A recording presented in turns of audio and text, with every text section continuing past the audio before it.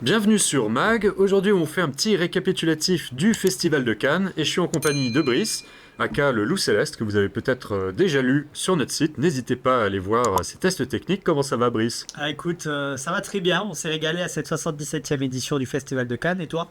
Ça va? Bon bah écoute, parfaitement. Donc moi c'est Arthur, pour ceux qui ne me connaissent pas. Killer Également, 7. Killer 7, un petit nom un petit peu Jackie Tuning évidemment. Et on va vous faire un petit débriefing des films qu'on a vus au festival. Et là on vient de revenir de la cérémonie de clôture, donc on va vous faire un bilan.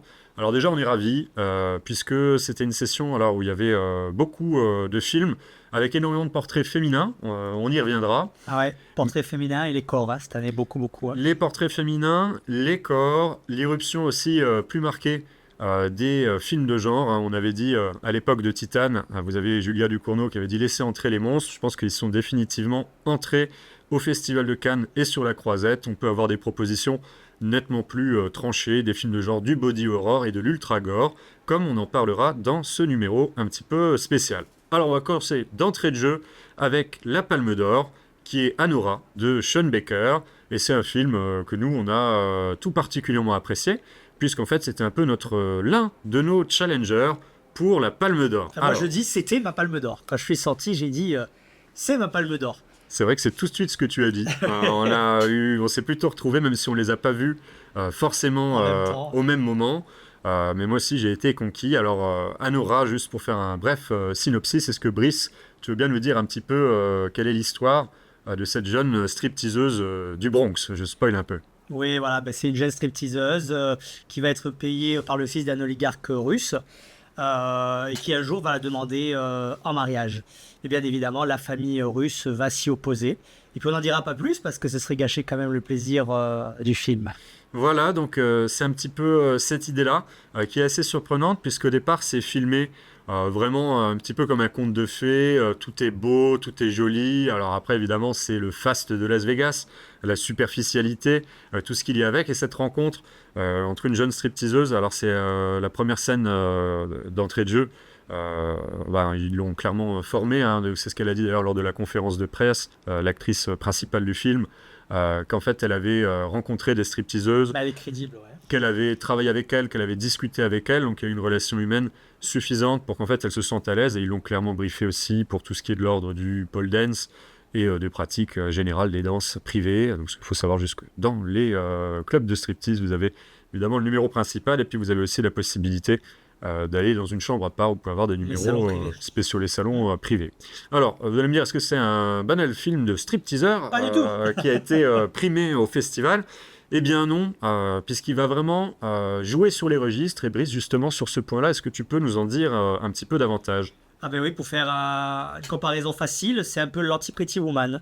Voilà, ça débute comme un conte de fées, si on peut dire trivial, avant de virer au road trip drôlatique qui fait énormément penser au cinéma des frères Coen, mais qui aurait emménagé, un peu comme elle emménage une fois qu'elle se marie chez le fils de l'oligarque russe, mais là, le film aurait emménagé chez les Safdie. Voilà, donc une belle déconstruction du rêve américain avec ses mioches bien dégénérées comme il faut. Et on va franchement de surprise en surprise en fait dans ce film, et on peut le dire aussi parce que c'est très très rare, on a une palme d'or ouvertement humoristique et très drôle. Parce que c'est un film très très drôle, et c'est rare qu'une palme d'or soit un film quasiment comique. Ce n'est pas un film comique à 100%, mais il y a quand même une énorme partie comédie à l'intérieur. Donc ça fait plaisir ce genre de récompense. Effectivement, c'est clairement interrogé. On s'est dit, est-ce qu'on peut parler de comédie romantique, puisqu'on a vu en fait certaines personnes au départ qui avaient tendance à comparer, alors même dans le synopsis, le film à Cendrillon. Et d'entrée de jeu, on a été quelque peu surpris, puisqu'en fait, quand on nous parle évidemment de Cendrillon, on pense à un récit quand même un peu misérabiliste. Ce qui n'est pas du tout le cas ici. C'est assez chouette de voir en fait le métier de stripteaseuse et de travailleur du sexe qui est montré en fait d'une manière tout à fait naturelle. Elles ont choisi, à aucun moment elle va profiter de je ne sais quoi. Ces choix en fait se font naturellement, et en fait le film joue vraiment beaucoup sur les images et représentations qu'on peut avoir de chacun. Mais c'est ça l'héroïne, d'ailleurs, c'est une héroïne badass, on peut aussi le dire, mais en aucun cas elle dit qu'elle fait un métier qui pourrait être considéré, comme tu dis, misérabiliste, sale ou autre. Pas Elle, du tout. elle se défend d'ailleurs à chaque fois de dire je ne suis pas une pute. Voilà. C'est le travail qu'elle semble faire avec plaisir. Elle gagne de l'argent, elle s'amuse, elle vit sa jeunesse. Et c'est une vision assez différente de ce qu'on a l'habitude de voir effectivement dans le 7e art. Différente aussi par le mélange des registres, hein, quand on passe vraiment dans quelque chose type Frère Cohen, vers la deuxième moitié du film, Ouais, on le n'en road dira pas trip, plus. comme je disais, Mais en alors première là, ça partie. part totalement dans un autre registre et avec un épilogue qui est finalement hyper touchant aussi. Donc cette Voilà. capacité de passer du rire Ouais, à une émotion sincère, franchement, nous on a vraiment beaucoup apprécié. Et du coup, on trouve que c'est un très bon choix de Palme d'Or. c'est ça. Alors on va continuer du coup avec le Grand Prix. Alors là, on va avoir peut-être un peu plus de discussion et on va peut-être être d'accord d'ailleurs avec Brice. All We Imagine as Light de Payal Kapadia, donc film indien, qui retrace en fait l'histoire d'une mère et de sa fille qui vivent du coup en Inde, à Bombay, hein, de mémoire, donc dans une ville, pour ceux qui ne connaissent pas, qui est évidemment très peuplée. Et il y a une phrase d'ailleurs qui est assez symbolique. Ils disent, c'est un film assez contemplatif, mine de rien. Il y a une phrase qui dit quand on vit à Bombay, quand on vit dans un caniveau, on n'a pas le droit d'être malheureux, entre guillemets. C'est ce qu'ils disent en fait à ce moment-là. On n'a pas le Oui. droit d'être en colère. Je crois que c'est le terme qui est utilisé. Ils montrent beaucoup de scènes de vie dans les rues, sans tomber évidemment dans le béni oui, heureux, blablabla. Pas du tout. C'est plutôt une manière de représenter l'Inde et des conflits qui existent interethniques, puisque vous savez aussi que c'est l'Inde de Modi, hein, qui est connu, un ultranationaliste qui traque d'ailleurs les musulmans en Inde, hein, qui a véritablement le vent en poupe. Hein. Il est vraiment très célèbre, très connu, apprécié d'une partie substantielle de la population. Et on retrouve évidemment cette question musulman-hindou dans le film, qui est plutôt bien faite. Mais, Brice, il y a un mais. Est-ce que tu es d'accord avec moi? Est-ce qu'il y a un mais sur ce film? Et il y a un gros mais. Ça en aurait fait un excellent moyen métrage. Mais en long métrage, eh ben, on le suit avec un ennui poli. Alors attention, ce n'est en aucun cas un mauvais film, bien au contraire, c'est pas pour Raider qu'il a eu un prix, qui a absolument pas volé d'ailleurs, il n'y a y a pas de souci. C'est un portrait, tout à l'heure on l'a pas dit, mais la Palme d'Or c'est aussi bien évidemment le portrait d'une femme, mais là c'est le portrait de trois femmes fortes. Donc dans une cité, vous verrez, en fait c'est la mousson, il pleut tout le temps, très bleu, belle photographie, très texturée, sympathique, et en fait ça montre... euh, en fait, le film critique ouvertement tous les carcans qui emprisonnent les femmes en Inde. Donc voilà, le reproche finalement, c'est que des fois, il y a des films où la contemplation éthérée peut être planante. Il y en a eu d'ailleurs dans cette sélection, on y reviendra. Mais dans celui-ci, j'ai trouvé que c'est tellement contemplatif dans sa seconde partie que cette quête de liberté, en fait, elle nous prive littéralement d'émotion. On en reste, enfin, je peux parler pour toi aussi, mais je crois que tous les deux, on est resté assez extérieur au niveau de l'émotion, ce Ouais. qui est un petit peu dommage. Alors que finalement, cette rêverie sociale plutôt éveillée aurait dû nous faire planer, nous transporter peut-être beaucoup plus. Voilà, encore une fois, pas un mauvais film, mais personnellement, format 40 minutes, 50 minutes max serait mieux passé que les 2 heures du métrage. Ouais, je suis d'accord, je rajouterai pas grand-chose, si ce n'est pour rebondir d'ailleurs sur un autre film qui était en compétition et qui nous a beaucoup plu, qui était un peu notre deuxième candidat à la Palme d'Or.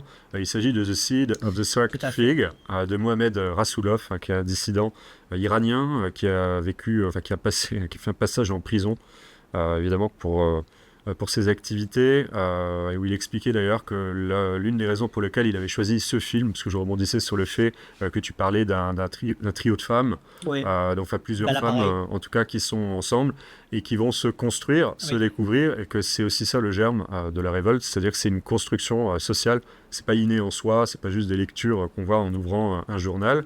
Et de la même manière, dans ce film, cette fois-ci iranien, là on est littéralement dans les prémices, les tout débuts du mouvement Femmes, Vie, Liberté. Alors pour ceux qui ne le connaissent pas, qui seraient restés coincés dans une grotte, c'est le mouvement qui est né suite à la mort de Massa Amini, qui était une Kurde, qui a été assassinée, hein, disons-le, par la police dans un aéroport. Donc elle a été fracassée, tabassée, vraiment lynchée par la police, puisqu'elle avait une mèche de cheveux qui dépassait en fait de son hijab. Et évidemment, c'est un sujet qui est qui a enflammé en fait la poudrière en Iran, puisque évidemment, c'était pas la question du voile comme chez nous. Il faut comprendre qu'il y avait plein de manifestantes qui portaient le voile, d'autres non. C'est plus sur le fait qu'il y ait une domination qui soit exercée sur les femmes d'abord et ensuite sur l'entièreté de la population. Hein. C'est un mouvement qui a été rejoint par plein d'hommes. Donc c'est un mouvement de révolte, de révolution, révolutionnaire qui a été pour le moment en tout cas en partie étouffé. Donc c'était assez symbolique puisque là on suit du coup une femme et ses deux filles, femme pratiquante de loin, hein, on va dire, plus pour le folklore, qui vit avec... Vis-à-vis de son mari. Finalement, c'est surtout vis-à-vis de son mari qui vient d'être promu enquêteur à Téhéran, et enquêteur comprendre potentiellement comme les Basiji qui travaillent pour le gouvernement, pour les mollahs, c'est-à-dire un peu des espions qui vont traquer les opposants, qui vont les torturer, qui vont les éliminer, qui vont signer les actes pour qu'ils soient pendus ou emprisonnés.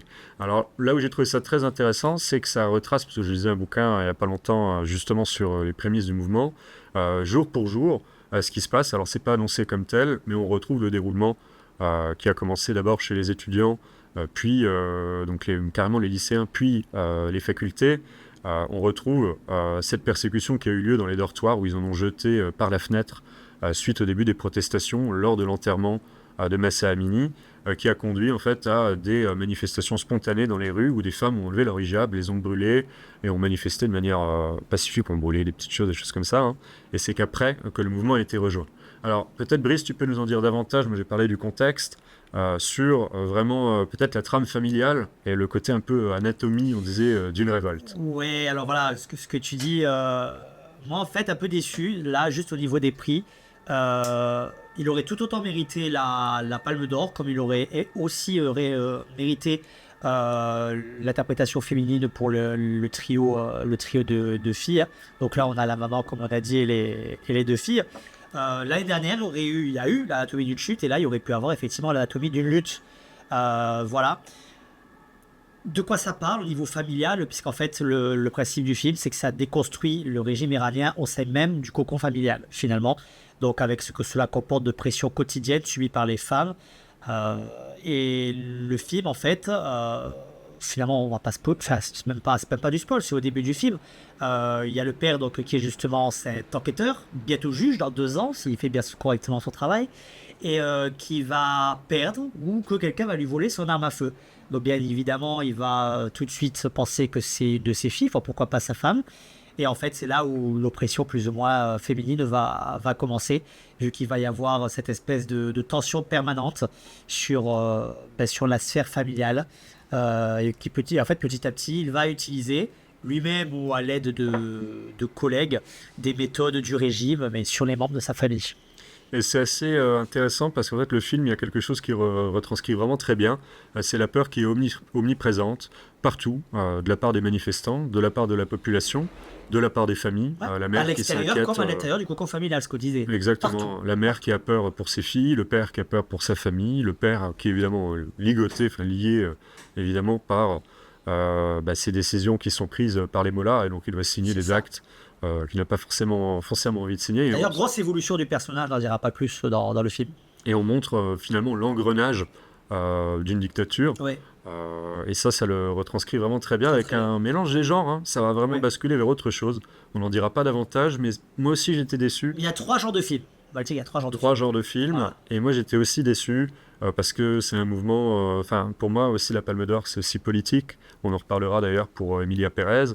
Et là, il y avait quand même un sujet éminemment politique et grave. Alors, sujet des travailleurs du sexe, c'est très important.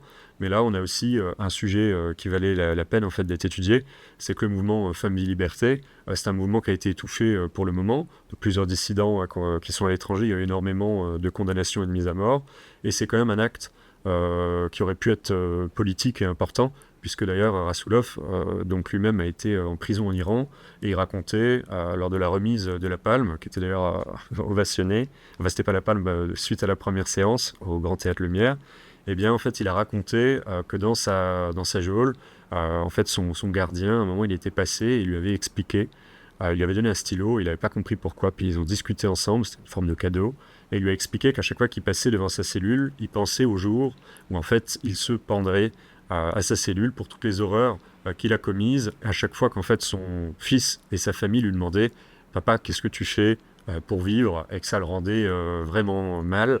Donc ça aurait été aussi assez politique de montrer qu'en fait c'est l'image des figuiers, puisqu'il parle en fait d'une espèce de figuier, c'est le nom du film, qui pousse finalement dans les airs, et les racines vont pousser dans les airs jusqu'à rejoindre celles Dès le début du film, la du métaphore. figuier Ouais. principal. C'est vraiment l'image, et c'est un peu l'image de la révolte, c'est que toutes les générations de tout âge, du plus vieux au plus jeune, correspondent et il suffit en fait de reconstituer ses racines. Bref, ça aurait été bien, ou une double palme d'or, je ne sais Ouais, pas. il y a une petite occasion, ça effectivement tu peux pas, mais il y a une petite occasion manquée d'après nous. Et ce prix spécial, c'est comme ça qu'ils l'ont appelé, ce prix spécial, on dirait que c'est un petit peu, bah, tiens, au dernier moment, on va utiliser ce prix spécial voilà, pour ce film-là. Et du coup, c'est un petit peu dommage, il méritait très certainement bien plus. Ouais, là, je pense aussi que c'est un petit peu un regret, comme tu dis. Voilà. Alors on va poursuivre, cette fois-ci avec le prix du jury, qui est mérité également, un film qui nous a plu. Et il s'agit en fait d'Emilia Pérez de Jacques Audiard. Jacques Audiard qui va dans la comédie musicale. Alors comédie musicale, là vous allez peut-être un peu rire avec le synopsis qui est assez casse-gueule au départ. Il s'agit d'un narcotrafiquant qui va kidnapper une avocate coutumière en fait des cas où elle sauve un petit peu des crapules. Il va en fait la contacter, la kidnapper pour lui demander de trouver un chirurgien pour changer de sexe. Voilà, un narcotrafiquant du Mexique qui veut changer de sexe. Ça a l'air casse-gueule comme ça, mais pourtant, ça marche. Et pourquoi, Brice, qu'est-ce qui fait que c'était quand même un très bon film, malgré ce synopsis un peu étrange? Déjà, il a foi absolue en son synopsis ultra casse-gueule. Et c'est fait. C'est ça en fait. Peu importe finalement que le sujet soit casse-gueule, Audiard se dit je vais y aller à fond. Je vais vous faire une comédie musicale transgenre comme vous n'avez jamais vu. Peut-être même pour la première fois depuis l'existence de la comédie musicale, on est dans une comédie musicale ultra moderne. Donc avec sujet contemporain. C'est qui aurait cru que Audiard, alors je vais pas dire que c'est du classicisme, mais Audiard qui soit des sujets plus sérieux, fasse comme ça son coming out ciné, c'était quand même assez impressionnant et inattendu. Et en fait, ça marche pour beaucoup de choses parce que les numéros de comédie musicale sont vraiment exaltants avec une grande diversité musicale. En même temps qu'il y a donc le côté comédie musicale, on parle énormément des tragédies du Mexique. Voilà. Et tout ça, bien évidemment, c'est pour parler du féminin au travers de 3 portraits de femmes. Ça fait 3 fois qu'on parle de 3 portraits de femmes, mais là, c'est sans le vouloir, c'est vrai. 3 portraits de femmes aussi poignants, finalement, qu'éclatants. Puis 3 portraits de femmes qui, Très encore différents. une fois, évoluent entre elles. Alors, c'est pas pour utiliser Ah le oui. mot un peu Ah non, galvaudé mais oui, de bien sûr. sororité, mais c'est quand même l'idée de se dire qu'elles évoluent ensemble, puisque cette avocate va s'épanouir dans finalement l'œuvre qu'elle va réaliser, alors que c'est pour de l'argent. D'ailleurs, ces numéros sont sous forme de plaidoyer. C'est des plaidoiries. Ouais, Ouais, plaidoirie, c'est carrément. impressionnant. Et c'est vrai que c'est intéressant de voir comment elles évoluent. Alors Ouais. également avec l'actrice transgenre qui a fait sa transition, donc Ouais. qui est devenue une femme. Il y a également des échanges entre les deux, puisque finalement elle va se révéler et changer de vie, devenir autre.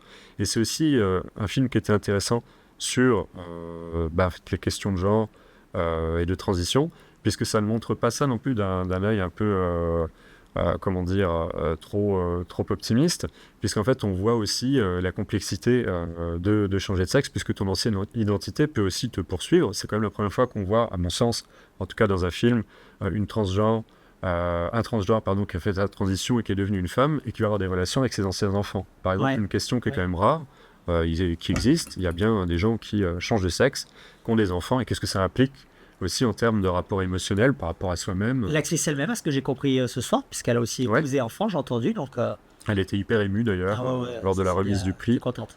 Donc c'était aussi un film politique qui méritait d'être primé. Alors on le dit parce que voilà, il faut aussi que c'est pas comme s'il y avait des festivals tout le temps. C'est aussi la question en fait de s'inscrire dans l'air du temps, en fait, des questions qui sont mobilisées partout sur la planète. Et là, voilà, je trouve que c'était en tout cas un prix mérité. Voilà, mais double réussite pour ça, parce que excellente comédie musicale, très moderne, et en même temps le fait que voilà, toute cette question sur transidentité est quand même amenée de façon plus subtile qu'on ne pourrait le croire au premier abord. Donc une réussite. Voilà, et puis on va poursuivre également par la section Un certain regard. Alors la section Un certain regard, où on va parler d'un film qui nous a plu, qui s'appelle Black Dog, de Guan Wu, pour être exact, Ouais, mon coup de cœur, mon vrai coup de cœur. qui était un très chouette coup de cœur. Ouais. Alors c'est un jeune homme qui est en fait en train de prendre un transport en commun en Chine, vraiment dans un endroit reculé, et qui a été déserté en fait suite au JO de 2008. Alors il y avait les grandes constructions, puis après ça s'est vidé comme bien des villes qui accueillent les JO. Et ce bus est renversé par une horde de chiens qui passe là, parce qu'il a un accident à ce moment-là. Et il y a l'un des personnages qui va entretenir une relation avec un chien errant, suspecté d'avoir la rage, et lui-même qui est un peu un marginal. Ouais. Il y a cette scène qui est hyper drôle, où en fait il pisse sur un mur, le mec, hein, du coup, et en fait à ce moment-là il y a un chien qui vient comme l'attaquer, et lui il part, et il réussit en fait à s'éloigner, et c'est là que tu remarques, il le voit hors champ. Ça, d'un coup on l'entend et puis hop, puis ça repasse dans le champ de la caméra. On voit en fait le chien qui urine à l'endroit où en fait l'humain avait pissé, voulait juste marquer son territoire. Et c'est le premier acte d'amitié interespèce. Ouais. Oui. Et franchement, moi, je trouvais ça très cool, mais Ouais. justement, on parle peut-être un petit peu du registre et du genre qui est un peu particulier. Ouais, le registre et le genre, on est dans une histoire de survie peuplée de magnifiques marginaux. On est dans un drame pur, en même temps qu'une histoire d'amitié qui ouvertement critique le régime chinois, hein, tout simplement. Parce que bien loin de l'image vendue à l'international, qu'on voudrait voir de plus en plus claquante, mine de rien, parce que maintenant on voit la Chine à l'international, le film montre finalement que la Chine n'est qu'apocalypse. D'ailleurs, et c'est très volontaire, tous les décors extérieurs, enfin même j'ai envie de dire, enfin les décors tout court, pourraient sortir d'un Mad Max que ça ne jurerait pas en fait. Tout à Et ce fait, ouais. qui est, ce qui est très, très étonnant. Voilà, et le film raconte petit à petit comment deux créatures meurtries, donc différemment, je ne vais pas non plus vous spoiler, vont se reconstruire sur le même chemin. Voilà, pour dire qu'il ne faut ni renoncer, ni croire en un avenir peut-être meilleur. Peut-être. Avec effectivement à la fin les JO, les gens qui applaudissent, le feu d'artifice, tout ça. Et un film également très poignant, je n'en dirai pas plus. Euh, Grosse recommandation et gros coup de cœur, comme je l'ai dit. Il n'y a pas des films comme ça très souvent. C'est Tout à l'heure on parlait de lenteur, si je puis dire. Lui, il n'a pas spécialement des longueurs, mais ne vous attendez pas non plus à un film qui avance à 10 000 km/h. Hein. Ça prend aussi son temps de bien développer. On est également dans un personnage mutique, qui tout à l'heure je parlais de Mad Max, mais m'a fait penser au personnage aussi principal de la saga Mad Max, qui est plutôt mutique. Et c'est plutôt dans ses actes où Taiseux, il va ouais. se. Ouais, taiseux, et c'est plutôt dans ses actes qu'il va se définir que par la parole. Et que leur relation humaine, d'ailleurs, avec les quelques personnes qui vivent ici, en fait, se tisse vraiment un petit peu au gré du hasard et des rencontres, C'est ça, de situations un c'est peu ça. C'est l'incongru qui surgit ubuesques. des décombres, toujours, en fait. Et C'est exactement ça. sacré travail aussi de dressage sur le chien, Ouais, qui et est pas que. hyper Parce impressionnant. qu'il y a un cirque et tous les animaux sont exceptionnellement Ah dressés. ouais, ouais, c'est vraiment impressionnant de voir ce qu'ils ont réussi à retranscrire Ah oui, oui. à l'écran. Alors j'ai failli les oublier, avant de conclure en tout cas Les sur les interprètes. prix qui ont été décernés, Je me exactement, disais les aussi. interprètes. Et du coup, je vais revenir avec toi sur le prix d'interprétation féminine. Commençons du coup par les femmes. Euh, Qu'est-ce que tu en as pensé puisqu'il a été décerné pour Emilia Pérez et toutes ses actrices? Et donc Adriana Paz, Zoé Saldana, Carla Sofia Gascon et Selena Gomez. La vérité, parce que après j'avais plusieurs idées. J'avais dit que c'était soit pour celui-là, le film indien, l'interprétation aurait pu le mériter. Il y en a d'autres, comme je l'ai expliqué tout à l'heure, mais le trio Saldana, Gasco, Gomez fonctionne très bien. Il y a une vraie fougue permanente. Il y a une alchimie assez incroyable entre Saldana et Gascon, je trouve, dans la deuxième partie particulièrement. Euh, non, il n'y a pas grand-chose à dire. Est-ce que le jury, par peur peut-être, je sais pas, là, je m'avance, moi personnellement j'avais parié justement sur l'actrice transgenre pour avoir le prix d'interprétation féminine, euh, puisque c'est celle qui se détache à mon avis le plus des trois. Mais les trois jouent extrêmement bien. Alors est-ce que le jury n'a pas osé faire non plus du trop politisé en disant si on récompense qu'elle, est-ce que ça va faire jaser? Je sais pas. Elle aurait mérité toute seule, sans problème. Mais les Ouais, moi trois je suis c'est aussi d'accord aussi. mérité parce que les trois jouent très bien. Et que comme de toute façon le film c'est un portrait de trois femmes fortes et très différentes et que finalement il n'y en a pas vraiment une qui prend le relais sur l'autre, même si peut-être que le rôle de Selena Gomez est un petit peu plus secondaire que les deux autres actrices, même si elle gravite énormément dans l'histoire. Non, c'est mérité et pareil, c'est bien vu, bravo. Et là encore, mine de rien, c'est historique vu que c'est la première fois dans l'histoire de Cannes et pas que, hein, où on a une actrice transgenre qui a obtenu la récompense, donc bravo et mérité. Totalement d'accord, et c'est un prix qui aurait aussi pu être attribué au film de Rassoulov, hein, The Seed of the Swacked Fig, J'avais parce déjà dit tout à que l'heure, quoi. là, franchement, voilà, mais c'était juste pour rebondir Non, mais t'as là-dessus, raison, t'as il aurait raison. vraiment pu aussi être décerné, En fait, les trois ce films où il y film-là. avait triple rôle féminin auraient mérité comme ça un prix collectif. C'est clair. Parce qu'à chaque fois, des portraits finalement où le temps de présence vaut pour chacune d'elles, donc d'entre elles. Donc c'est. Non, c'est bien, mérité. Et on finira, du coup, par le prix d'interprétation masculine, Jesse cette Plemons, fois-ci. Et là, je suis un peu plus partagé, mais pourquoi pas. Donc, c'est si, il joue très bien. de Kind of Kindness, Jesse Plemons, qui a du coup été sélectionné. Alors, moi, j'aurais plutôt vu l'acteur qui joue l'avocat véreux de The Apprentice, Comme moi, c'était de ce que j'avais Abbasi. parié, mais non. Donc, ça, j'étais un petit peu plus surpris. Ouais, voilà. Mais après, en vrai, comme je t'ai dit, Jesse Plemons, je pense qu'on le dit comme ça, il le mériterait que pour le principe que c'est un acteur de second plan qui fait merveille depuis des années à Hollywood et qui n'a jamais vraiment eu de premier rôle marquant. Cette année, c'est aussi lui qui a par exemple, pour donner un exemple, hein, dans Civil War, c'est lui qui a la scène la plus marquante du film. En sachant que c'est un C'est vrai, acteur totalement. c'est un acteur qui, si j'ai suivi, a été appelé quelques jours avant le tournage. Puisqu'il s'était retrouvé embêté avec l'acteur qui avait été choisi et qui finalement et a je sais pas, il n'y avait peut-être pas de contrat encore, mais finalement il est revenu de sa décision à quelques jours du tournage. Et c'est Kristen Dunst, parce que je crois que c'est son mari, si je dis Ouais, pas de c'est bêtises, ça. qui a proposé au réalisateur son mari, qui n'a eu que quelques jours de répétition et qui fait la meilleure rôle du film. C'est pas du film, mais en tout cas la meilleure scène du film. Et là, il brille dans un premier rôle quand même, parce que bon, dans ce film il y a plusieurs rôles importants. Mais disons qu'il y a 3 rôles qui reviennent, parce que c'est une anthologie, hein, il y a trois courts-métrages dans un film. Et Jesse Plemons, quand même, je trouve qu'il vampirise l'écran dès qu'on le voit. Et, euh, et dans des rôles quand même pas faciles, parce que c'est un film très expérimental, où les acteurs, des fois, C'est les trois fois différents. très différents, et où les acteurs pourraient être en freestyle total, ce qui n'est pas le cas, parce qu'ils maîtrisent quand même leur jeu. Et Jesse Plemons, je trouve qu'il le fait très très bien. Et justement, en parlant de ça, t'as pensé quoi, toi, du film? Je sais que tu me l'as dit tout à l'heure, mais... Alors, Kind of Kindness, moi, il m'a un peu dérouté. Alors, je suis pas coutumier de l'Ensimos pour le moment. Alors, je vais rattraper ça quand je reviendrai du Ouais, festival. moi, comme j'ai dit tout à l'heure, là, je vais te couper. Pour ceux qui le verront ou qui n'ont pas vu, pour appréhender ce film, regardez les premiers films du réalisateur et The Lobster. Et vous aurez vraiment l'ADN de ce Kinds of Kindness. Après, moi, comme je te dis, en sortant de la séance, c'est que j'ai eu un peu l'impression que c'était, entre guillemets, artificiel. Alors, désolé, Oui, et vaniteux, artificiel. ça, c'est vaniteux aussi. Vaniteux et un peu pompeux parce que c'est un dispositif qu'on pourrait voir, par exemple, dans une expo d'un musée ou alors dans un court-métrage ou à la limite un moyen-métrage qui va être décliné tout au long du film de personnages qui vont devenir interchangeables, en tout cas leur personnalité dans les corps des autres, qui vont finalement jouer leur rôle respectif. L'un va devenir policier, l'autre va devenir médecin, etc. Mais à chaque fois, ça reprend un petit peu comme si on faisait un reset à chaque début de partie, à chaque partie du film, comme il y en a 3. Et bon, je trouvais que c'était un peu facile et trop ubuesque, peut-être du début à la dernière seconde.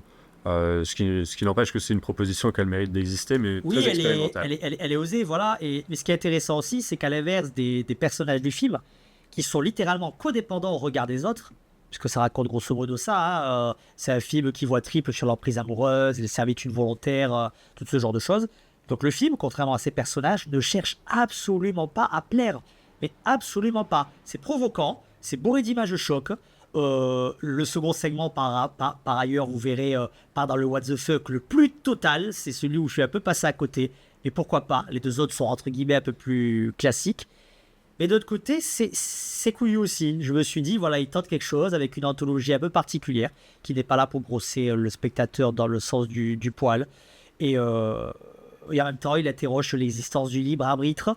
Même le spectateur en disant, voilà, est-ce que tu vas aimer ça? Est-ce que tu vas le détester? Enfin, c'est un film un peu à rebrousse-poil et c'est pas inintéressant, mais très particulier. Ce genre de film expérimental, vous aimerez... Ça vous va détesterez. diviser. Ah ouais, ça va diviser. Je pense que ça va très largement diviser. Mais attention encore à l'Antimos, je n'ai pas vu le dernier, mais il faudra faire du coup l'avant-dernier. J'ai l'impression depuis quelques films qu'ils se regardent énormément tourner. Et il faut qu'ils fassent attention, il devient, Mêmes actrices aussi, et il mêmes devient acteurs. ultra prétentieux. Et d'ailleurs, j'ai eu un petit problème avec celui-là, c'est qu'il se pavane de trop dans la beauté des corps féminins. Un peu comme Parthénope que j'ai Ouais, trouvé très on suranné. y reviendra. Voilà, bon, on va en parler. Ce festival de Cannes, en plus d'avoir 80, enfin, je sais pas, les 80% de la sélection, j'en ai un chiffre un peu au hasard, mais c'est pour vous dire que c'était important. C'est beaucoup intéressé donc à des parcours de femmes, à des portraits de femmes. Voilà, des portraits de femmes fortes, indépendantes. Donc c'est très très bien. Il faut, mais c'est énormément intéressé au corps.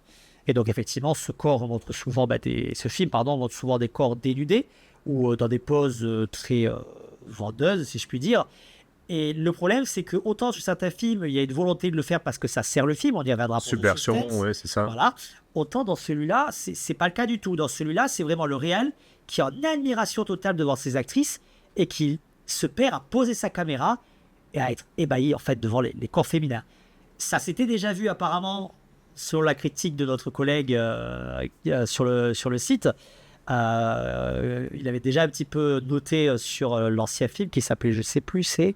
Avant celui de Tarantino, je ne sais plus, là, je l'ai plus... Ouais, donc c'est pas grave. Mais effectivement, ça se voyait déjà et ça se voit encore plus sur celui-là. Enfin, après, comme dit, j'ai pas vu l'autre, mais visiblement. Donc attention juste à l'Antimos, si on peut lui donner un conseil. Après, qui sommes-nous pour en donner? Voilà, juste faire attention à ça parce qu'il faut pas rentrer dans de la complaisance sans intérêt. En fait, si c'est pas subversif derrière, ben ça sert à rien. Regarder des jolies femmes, c'est agréable, comme regarder des jolis hommes, on pourrait dire effectivement. Mais si ça sert pas le propos, attention, c'est gratuit. Comme en 2024, entre guillemets, ça va, on a vu passer un petit peu de l'eau sous les ponts. Oui, On peut justement. aussi faire évoluer les représentations par ténor. Surtout dans un festival où beaucoup de choses ont justement évolué dans le regard justement des femmes. Oui, voilà. Donc, vraiment. Et ce qui nous fait la transition toute trouvée avec The Substance de Coralie Farja, Ah oui. qui a du coup le prix du scénario. Alors nous, ça nous a étonné puisqu'on aurait plutôt parlé de prix de la mise en scène. Ouais, mise en scène. Et donc du coup, pour ceux qui ne connaissent pas, c'est l'histoire de Demi Moore dans son rôle, hein, quasiment. Hein, c'est quasiment elle qui fait des cours de fitness en fait, qui sont retransmis à la télévision et qui du jour au lendemain va être joyeusement congédiée. Et oui, l'audience voulant par du son jeune, patron. du jeune.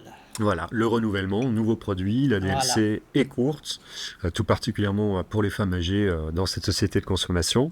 Et elle va du coup aller consulter son médecin suite à un accident. Et à ce moment-là, on va lui prescrire, on va dire prescrire entre guillemets, vous comprendrez pourquoi, quand vous verrez le film, un médicament, The Substance, en tout cas un traitement qu'elle va utiliser et qui va, alors on n'en dira pas beaucoup plus, virer au body horror, littéralement. C'est une comédie body horrifique. Ouais, je pense bien qu'on a dit. créé C'est ça, ouais. c'est un nouveau genre. Comédie body horrifique. Et qui va très largement interroger les représentations, encore une fois, des corps, de comment on les filme. Donc des corps des femmes, puisque là, j'ai jamais vu, je pense, un film avec autant de plans en macro, enfin vraiment tout proche, des visages, des peaux, et notamment d'une très belle actrice qui va du coup... Qui est dans le filmée film de sous tous les angles. l'Antimos aussi, donc elle a été filmée sous tous les Exactement. angles dans 2 films cette année. Donc voilà, c'est un film qui va virer quasiment à l'eschatologie à la fin. Hein, Au grand guignolesque. On va grand guignolesque, on va vraiment entrer dans l'hyperbole totale. C'est ton sur ton, c'est rouge sur rouge, c'est gore, c'est crado, mais c'est une comédie, mais qui est aussi assez incisive sur le sort qu'on réserve aux actrices, aux grandes femmes connues, aux politiciennes, etc. Dès lors, en fait, qu'elles sont âgées. Et c'est d'autant plus intéressant que l'histoire de l'actrice principale, Demi Moore, est semblable puisqu'elle a été accro à la cocaïne et au courant des années 2000, elle a été complètement évincée du paysage médiatique, des superproductions, etc. alors que c'était une égérie. Et donc il y a cette image un peu de la boule avec les paillettes dedans qu'on secoue à Noël. Une fois que les paillettes sont arrivées en suspension et vraiment au sommet, à la limite de l'atmosphère, elles sont amenées à redescendre sur Terre. Ce qui est un peu l'image Joli, ouais. qui est en fait de The Substance et qui va vraiment pousser le body horror en utilisant bien des références, qu'il s'agisse alors vraiment de Shining avec la moquette par exemple dans des couloirs qui est exactement la même et vraiment l'irruption du gore à un niveau aussi important que l'ascenseur qui s'ouvrait, spoil de Shining, mais je pense que tout le monde l'a vu, où le sang en fait tombait en cascade dans l'hôtel Overlook. Donc un film moi qui m'a beaucoup plu, même si c'est des gros sabots, c'est quand même Et c'est hyper volontaire. efficace. C'est volontaire. C'est volontaire. C'est volontaire. Et voilà, moi, ce que je t'avais dit un peu en m'amusant, mais c'est vrai, c'est vraiment un film qui s'amuse à vomir le strass du jeunisme hollywoodien. C'est une critique permanente sur ce marché, ou en tout cas chez les femmes. Passé 30 ans, t'es périmé. Et peut-être que si t'es excellente actrice, on va te repêcher à 50 ou 60 ans. Mais entre, tu vaux plus rien. Il y a le passage où tu vends des Tampax et des serviettes hygiéniques aussi, parce que Ouais. tu es plus que dans la publicité Bah ouais, c'est pour ça, vieux, c'est c'est ça. terrible. Mais en fait, le film le montre, et je vais le dire de façon crue, parce que le film, c'est ce qu'il montre. Le public, il veut du petit cul. Et en gros, il faut lui donner du petit cul. Et c'est très malheureux sur la société d'aujourd'hui, parce que ça existe encore. Il n'y a qu'à voir à Hollywood où la plupart, c'est vrai, la plupart des actrices, entre 30 et 50 ans, il y a ce creux. On ne les voit plus. c'est une tristesse absolue, comme si la femme n'avait pas le droit de vieillir. C'est en ayant des conditions aussi de recrutement et de production qui rappellent aussi qu'il y a quand même beaucoup une étape nue et sexe. Ah oui, Par exemple, sur pas mal d'actrices de Game of Thrones la aussi, promotion canapé à l'époque. elles avaient témoigné. En fait, c'est quelque chose Ouais. qui est quand même bien connu. Et puis, depuis MeToo, il y a de plus en plus de témoignages C'est ça. sur ces Il questions-là, était temps. Ouais. de comment ça s'est passé. Donc, effectivement, le public et la production doivent encore changer. Et en fait, Coralie Farja, elle vomit sur le spectateur C'est ça. d'une certaine manière, qui est complice de cette société C'est ça. du spectacle, de l'exploitation permanente qu'a La appliquée face, les c'est êtres. exactement ça. Sans, Mais voilà, pour finir sur The Substance, qui a sa putain de shoot d'adrénaline, je vous promets, c'est une fable noire féministe, monstrueuse et incroyablement jouissive.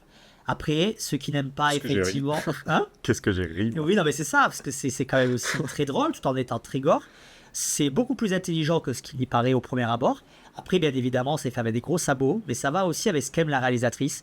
Parce que dans son premier film, il y avait aussi cette mise en scène très années 80, très pop, très colorée. Tout est dans l'excès, rouge sur rouge, comme tu disais, toujours plus. Allons-y à fond, ne nous arrêtons sur rien.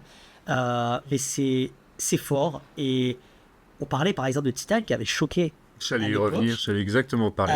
Titan, il avait été incompris. Titan à côté, c'est un conte de fées. The Substance, ça va beaucoup, beaucoup, beaucoup plus loin.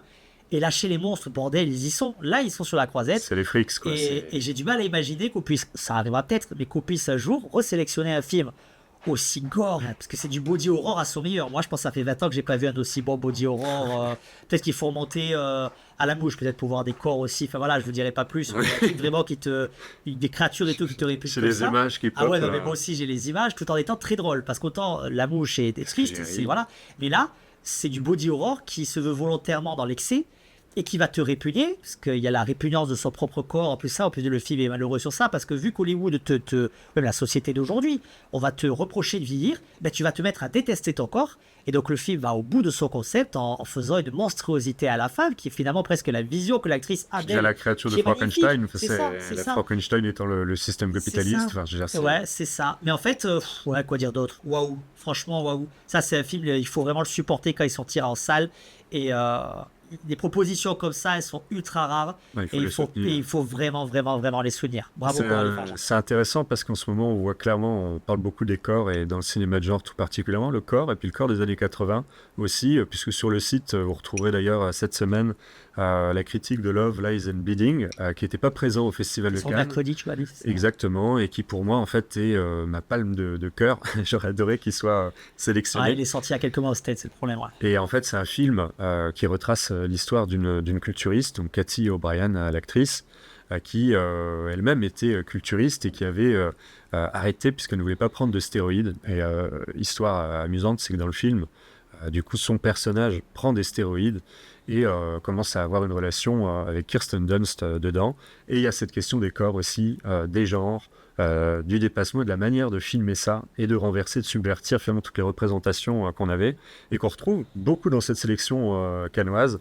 Donc c'est assez marrant de voir les évolutions un peu de ce qui est présenté dans les festoches, quoi. D'ailleurs, cette année, c'est rigolo parce qu'on en parle un petit peu, une petite parenthèse. Toujours rigolo de voir les réactions des gens en sortant de. Oui. Voilà. Ceux qui sortent en début de séance. Ouais, des séances. Bon, déjà, ça, gros coup de gueule. C'est que sur les séances presse, hein, où nous, on était quand même beaucoup. Il y a énormément de confrères qui sortent dans les 10-20 premières minutes. Ça, c'est scandaleux, c'est une petite parenthèse. T'as la chance d'avoir des places, t'as la chance d'avoir quand même un métier passion.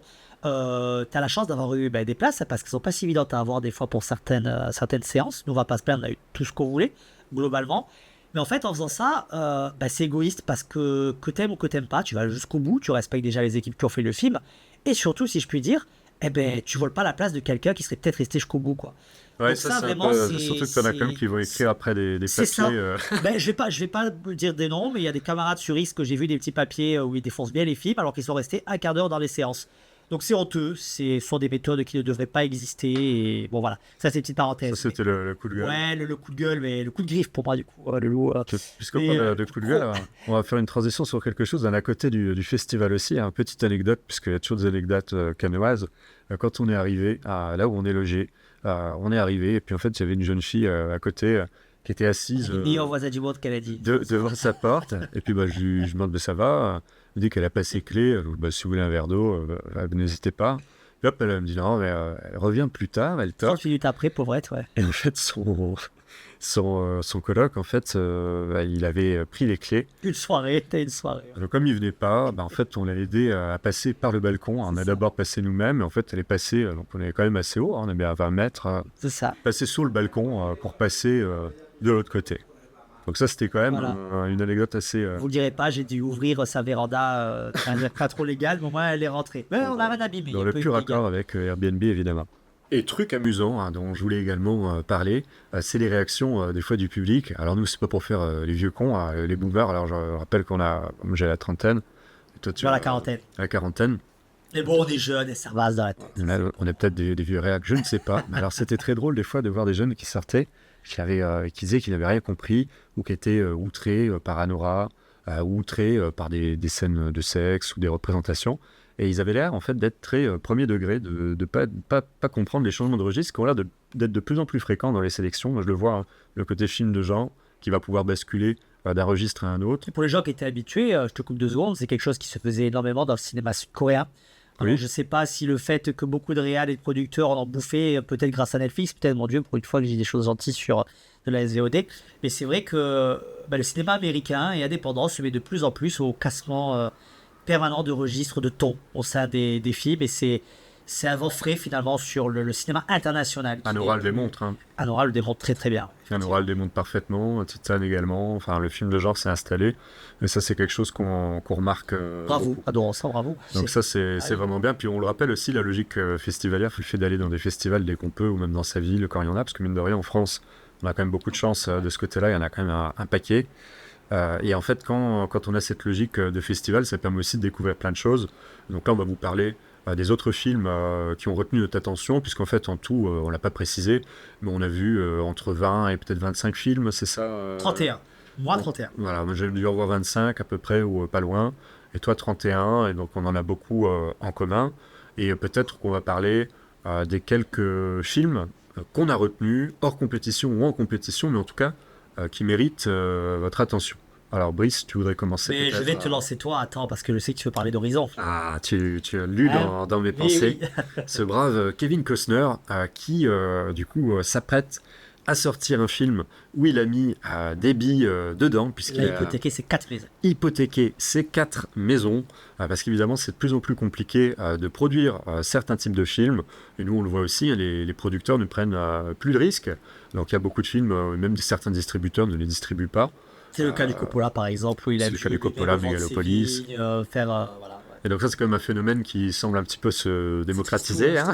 On voit qu'il y en a qui sont obligés, pour faire de l'indépendant, même comme George Miller, hein, de s'éloigner des grandes maisons et des studios, parce qu'en fait, ça les limite complètement. Alors Horizon, c'est un western pur jus, typiquement dans le cinéma fordien. On en avait parlé ensemble. C'est une fresque.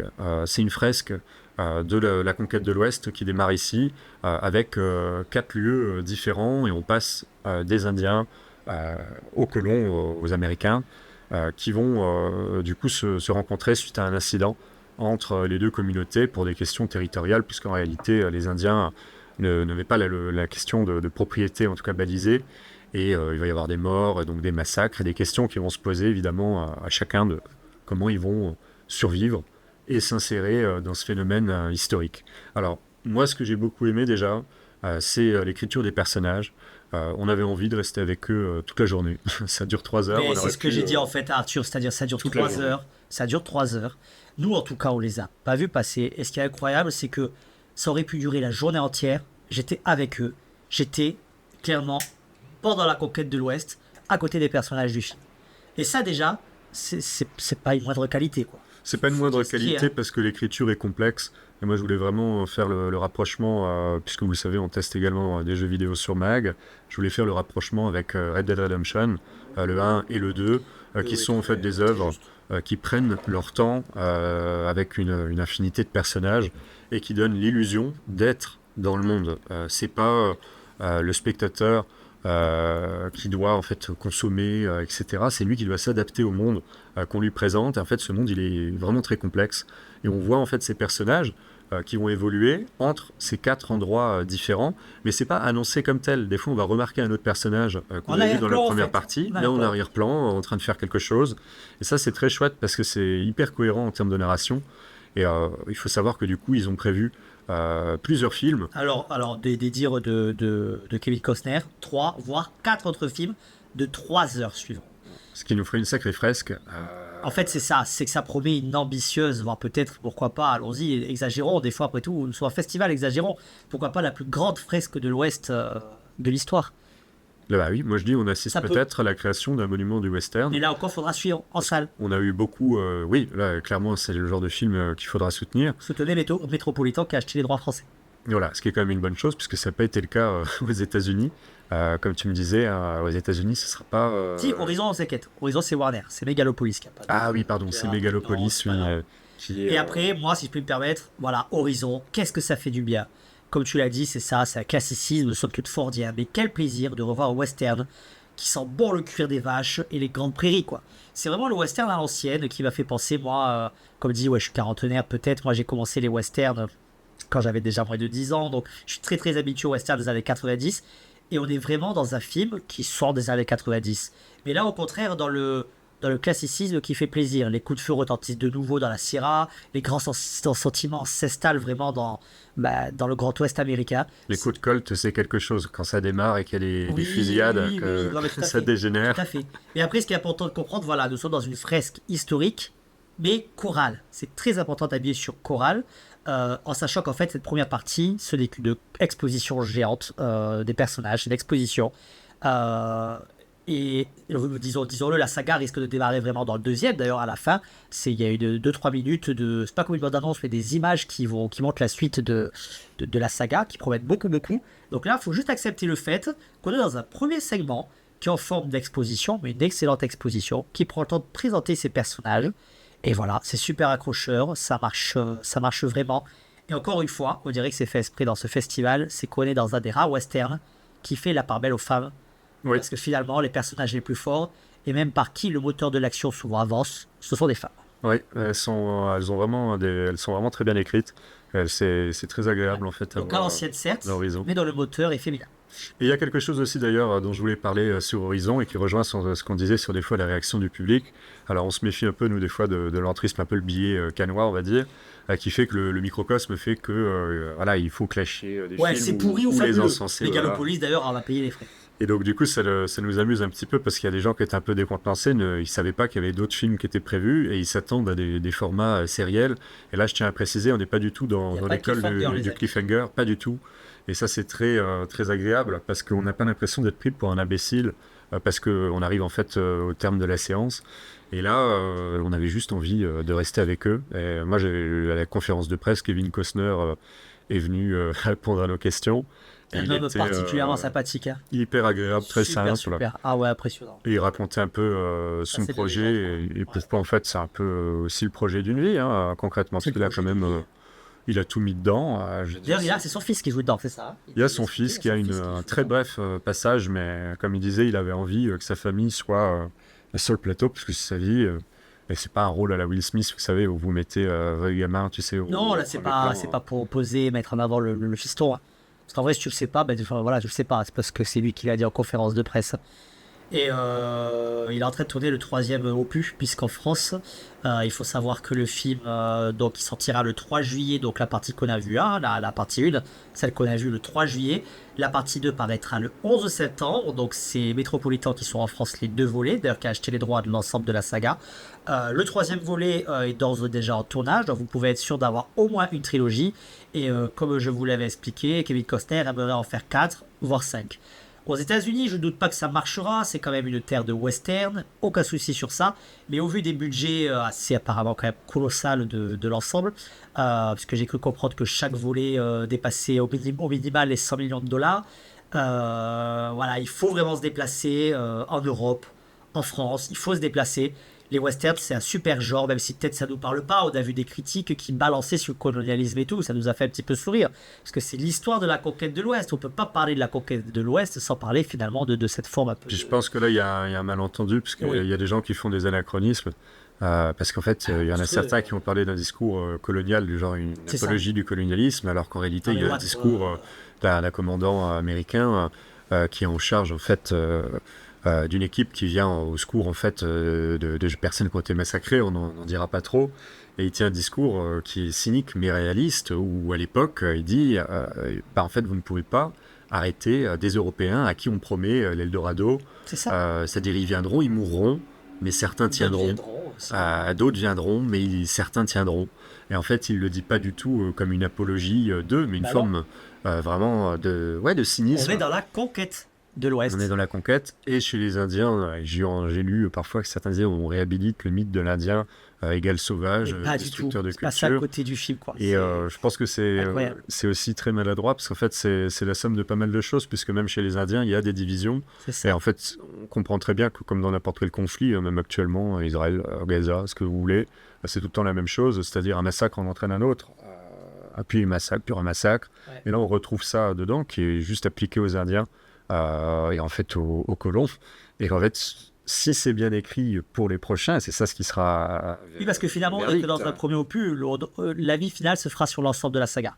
Voilà, mais c'est en tout cas, si c'était voilà, Red Dead Redemption 3, ce serait une très belle intro de 3 heures. Mais comme dit, et on a quand même, pour finir sur Horizon, on a Kevin Costner, ça se voit, qui est amoureux des États-Unis et qui, on le voit dans sa carrière, que ce soit en tant qu'acteur, il joue beaucoup dans les westerns, il en produit, il en scénarise et il en a quand même réalisé, enfin, excusez du peu, Danse avec les loups, Open Range, excellent, Il n'y a assez pas sous-coté d'image en de France, mais synthèse. voilà. Et il a l'Amérique dans le sang et il aime particulièrement l'histoire de son pays. Et ça se ressent.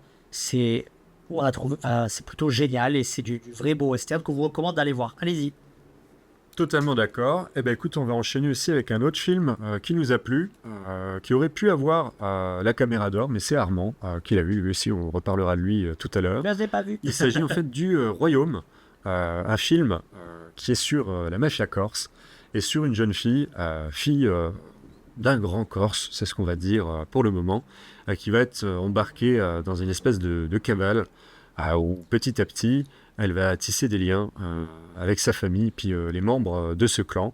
Et en fait, c'est une forme de drame qui est assez original parce qu'il y a, Série de drames, je dirais, ça, c'est la drame. contrairement à beaucoup de films qu'on a vus sur cette sélection, c'est pas du tout un film musical, c'est pas du tout un film avec une OST constante, ou c'est un film qui est vraiment à hauteur d'homme et qui va pas chercher à rajouter des émotions en surcouche, et pourtant on va ressentir vraiment cette relation père-fille qui se crée, C'est très qui sensible comme film. est hyper sensible. Ouais. Et c'est pas la caricature des mafiosos corses qui mangent du kazumartsu Non, du et tout. qui s'ennuient.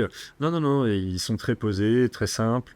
Et ça explique aussi, on parlait d'engrenage tout à l'heure, l'engrenage qui conduit à la violence. Et pour un premier film, bah, mine de rien, pas mal. Et d'ailleurs, petite mention, il faut savoir que les acteurs sont des acteurs non professionnels. Chapeau d'ailleurs au père et à la fille qui interprètent vraiment avec une justesse assez incroyable de rôle pas si facile, surtout la jeune fille. Hein. C'est celui que moi j'avais mis effectivement pour la caméra d'or. Après, d'un autre côté, c'est le seul premier film que j'ai vu de la compétition. Toi, tu avais vu effectivement Armand, que je n'ai pas vu. Voilà, c'est un film un peu, je vais dire ça en rigolant, mais Vie ma vie de la guerre des clans. Où on mettrait au milieu finalement la fille qui apprend à connaître son père, qu'elle avait l'air de voir rarement, logique, hein, en tant que mafieux, il n'a pas son enfant avec elle, mais qui décide à un moment donné de rester. Et ils vont tous les deux apprendre à se connaître dans la beauté déchirée du sud de la Corse, parce qu'on n'est pas dans la Corse carte postale, on est dans la Corse plus profonde, mais magnifique tout de même. Et c'est une tragédie. Alors toi, tu as dit à hauteur d'homme, moi j'avais dit à hauteur d'enfant.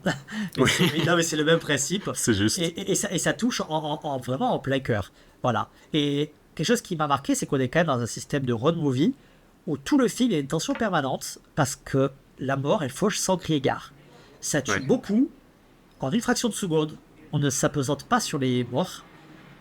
Et ça, c'est assez impressionnant. Comme doit, j'imagine, le ressentir des mafieux, où la mort peut venir n'importe quand. Il y a un truc qui représente très et bien aussi, rapidement. c'est que c'est systématiquement par discours rapporté, c'est-à-dire par la télévision ou la radio, qu'ils entendent en fait le succès ou l'échec d'une opération C'est ça, quand l'un des leurs est c'était tué. très intéressant aussi. Et c'est une autre époque maintenant, on a les réseaux sociaux, là c'est pas du tout le cas, là ça se passe il y a 20 ans sans doute, Et ouais, il y a un petit côté comme ça Dans qui me les plaît années bien. 90, ça se passe. 90, donc Ouais, ouais. oui, Ça se 20 voit par ans, rapport aux j'ai vieilli voitures depuis, ça fait plus dans de le 20 ans. Valenco. Exactement. Le Valenco. Bah écoute, on va enchaîner avec la caméra d'or que j'ai vue moi. Il y a que moi qui l'ai vue, Voilà. je crois, hein.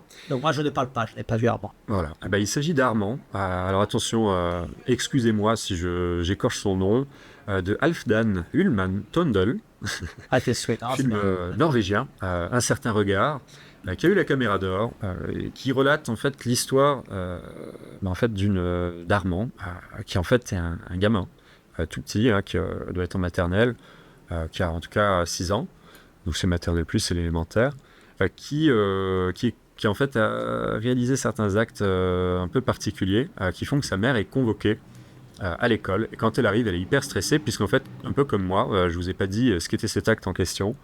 Et en fait, son gamin aurait réalisé des attouchements sur un autre gamin de l'école, alors qu'ils ont 6 ans tous les deux. Et alors, à partir de ce moment-là, il va y avoir en fait, des discours, des échanges entre la direction et la mère de la victime et la mère de l'auteur supposé des attouchements qui vont s'engueuler, échanger ensemble. Et le film, il va partir dans, moi je vais dire plutôt des excès un peu lyriques de mise en scène, c'est-à-dire des représentations de la folie à l'écran. Et seul problème, c'est qu'en fait, il va explorer pas mal de pistes et partir dans des scènes un petit peu voulues comme dérangeantes. Mais en fait, il va aller jamais au bout des axes qu'il dessine. Et ça, c'est un peu fatigant parce que quand on arrive à la fin du film, on se dit, bon, tout ça pour ça, alors qu'en fait, c'est quand même hyper bien joué. Y a une scène, par exemple, où la mère de famille commence à avoir un fou rire, puis elle se met à pleurer. C'est hyper long, c'est dans les scènes dérangeantes les mieux réalisées de ce festival. C'est hyper long, elle éclate de rire et elle se met à pleurer. Et ça, le film, il a quand même clairement une mise en scène qui est originale, donc il mérite quand même sa caméra d'or pour ça. Réalisatrice à suivre, mais voilà, j'aurais aimé un petit peu plus de complexité. Ouais. D'ailleurs, tu as parlé de mise en scène, donc tu n'as pas parlé du prix de la mise en scène, qui a été donné à Grand Tour. Ah oui, que tu as vu toi, c'est vrai. C'est pour ça, mais tu vois, ça coule bien. De Miguel Gomez. Donc, film assez particulier parce que j'ai beaucoup hésité à aller le voir entre nous. Parce que ce soit Arthur ou moi, dès qu'on était dans une séance, on entendait beaucoup de gens quand même dire pas du mal, mais en gros, gros rompiche, comme disent les jeunes aujourd'hui. Comme quoi, voilà, ça dort, c'est chiant et ça raconte pas grand chose. C'est quand même beaucoup plus compliqué que ça. En tout cas, prix de la mise en scène en rien volé, parce qu'on est quand même dans un film qui est dans un sublime écran noir et blanc avec quelques petits passages en couleur, très rares. Qui en fait, enfin, qu'est-ce que c'est finalement? C'est un voyage expérimental où il est très facile de s'y perdre au cœur de l'Asie d'hier. Là, on est vraiment dans le drame d'époque et d'aujourd'hui, qui est plus dans un documentaire voyeuriste où on poserait la caméra et où on verrait un petit peu les rues de plusieurs pays d'Asie s'animer de façon plus ou moins chaotique. Et en fait, en quoi, pour moi, le prix de la mise en scène est quand même mérité, parce que je t'en avais parlé de ce film, au niveau de la mise en scène, je le sentais quand même. Même si moi, je l'aurais plutôt donné à The Substance, mais ça me choque pas que Grand Tour l'ait eu. C'est qu'en fait, le film est tourné comme, pour ceux qui connaissent, un Nangtalung. Alors, je le dis certainement très mal, mais le Nangtalung, c'est le spectacle. Ouais, c'est le spectacle de marionnettes thaïlandaises. Ah oui. Voilà. Et en fait, le metteur en scène, tel un marionnettiste. Donc, il nous conte un languissant jeu du chat et de la souris, parce qu'en fait, le film, c'est genre le mari fuit la femme qui veut l'épouser. En gros, c'est ça. Et donc, pendant tout le film, il se suit. Première partie, on suit l'homme. Deuxième partie, on suit la femme, en sachant que l'homme, c'est qu'à la moitié du film qu'on apprend qu'il fuit quelqu'un. Avant, on ne le sait pas. Donc, c'est plutôt bien fait. Et en fait, le principe du Nangtalung, c'est de raconter une histoire somme toute classique, mais derrière, de poser un regard réflexif sur quelque chose. Et en fait, bien évidemment, le film pose un regard réflexif sur le colonialisme. Donc c'est tourné avec beaucoup de caméras pseudo-fixes, avec des mouvements en fait très lents, mais qui sont comme des mini-scénettes dans des décors très théâtralisés. Et c'est confirmé puisqu'à la fin, la toute dernière scène prend de la hauteur, où on voit en fait carrément les projectionnistes, la caméra, et tout ça. Oui. Et en fait c'est fait de façon... c'est subtil. Et du coup, ce sous-texte, j'ai été choqué parce que quand moi j'ai regardé un peu les confrères, aucune critique ne parle de ça. Alors que, enfin, je sais pas, d'ailleurs, ça passe par l'Asie. Il y a même un moment donné où on voit le Nangtalung. Le réel dit clairement c'est ce que je vais vous faire, ça me paraissait très clair, et ça n'a pas été perçu par tous. Et du coup, le prix de la mise en scène n'a rien galvaudé. C'est une belle mise en scène. Par contre, attention, si vous allez voir ce film, soyez quand même préparés, parce que il faut la gravir, cette lenteur et cette monotonie constante pour apprécier ce trip polyglotte itinérant. Ça reste très monocorde vu que 3/4 du film, comme le spectacle du coup de Dong Talung, il n'y a quasiment pas de dialogue. On est surtout dans de la voix off, et de la voix off très monotone. Voilà, donc voilà, il y a un Everest à gravir pour l'apprécier, j'ai envie de vous dire. Mais pour celui qui se prépare, Tu vends du rêve, hein. non, mais c'est une bonne expérience. Moi, franchement, j'ai quand même apprécié. Bah, il Bah, a eu j'écoute, le moi prix de la mise en scène, hein. je l'ai pas vu, hein, mais Loïc du coup qui écrit en fait aussi pour nous Ah, sur donc, Mag. sur Mag, bien. Ah oui, bah là il m'a dit qu'il était excellent, là, il m'a envoyé un message tout à l'heure. Ouais, J'aurais tu bien vois. aimé le voir, mais moi Ouais. j'avais une autre séance à ce moment-là, donc ça a été un petit peu plus difficile. Mais d'ailleurs sur la mise en scène, je voudrais rebondir aussi sur un autre film qui avait une mise en scène très intéressante, Et avec des corps nus, et avec des corps nus, encore une fois. et des hommes, des sexes masculins. Voilà, alors ça, c'est un petit peu différent, c'est vrai. Parce que les autres films de la sélection, c'était des corps féminins. C'est vrai. Et là, il s'agit de c'est pour ça. Motel Destino de Karim Aynouz, qui avait déjà fait Avec Firebrand, Ouais. que j'avais beaucoup apprécié, le jeu de la reine, d'ailleurs, où vous Ça avez n'a écrit rien une à voir. critique. Ça n'a rien à voir. Parce que Arthur m'a dit en sortant qu'il Rien avait à fait voir. ce film. Et j'ai dit, t'es sûr? Et on a vérifié. Ben oui, il avait raison. J'aurais jamais cru. C'est totalement différent, Ah. la manière dont c'est filmé, la photographie. Cette fois-ci, on est au Brésil et on est sur, du coup, une tension qui s'installe, puisqu'il y a un jeune qui participe plus ou moins à un gang, qui va devoir un petit peu se cacher dans un motel. Motel au sens littéral du terme, vraiment où les gens viennent faire leur affaire ou leurs adultères. Voilà, c'est ça. Et voilà. Et constamment, Dire, il faut dire les choses comme tu l'as dit, constamment, pendant tout le film, on entend des gens qui sont en train de coucher ensemble Ouais, derrière ça des reste murs, fort. tout le temps, Ouais. constamment. Il y a des lumières rouges ou bleues. Donc cet univers est hyper étouffant, il fait hyper chaud, il n'y a pas de clim. Et il y a lui, du coup, qui est là, hébergé par le gérant, qui est, voilà, on va dire, une espèce de masculiniste agressif, mais en même temps sympathique, qui a l'air d'être versatile, dangereux. Et sa femme, qui est là, il y a une relation qui va se créer entre sa femme et ce jeune de gang, qui est très gentil, hein, très sympa, tout en ayant une espèce de trio malsain qui se Oui. constitue, puisque le gérant est tout le temps en train de le chercher, de le prendre sur l'épaule, un peu... Ce qui est un de- peu, de- un peu- de un peu bizarre dans taper. leur relation, ouais. une espèce, une relation un peu paternelle, gay, Oui. incestueuse, Ouais. chelou, Non, mais c'est ça. entre son fils et lui. Vraiment, il y a quelque chose de très étrange. Alors que pas du tout sur les autres relations qui sont présentées dans le motel, parce qu'il y a vraiment de tout en fait qui arrive là-bas. Mais il y a vraiment ce sentiment oppressant où tu te dis ça a l'air moite constamment. Ah, mais attention, on est clairement, il y a la chaleur étouffante. Hein. Même les caméras, Tout le temps, hein. il n'y a, Oui, oui, oui. il y a pas de fenêtre.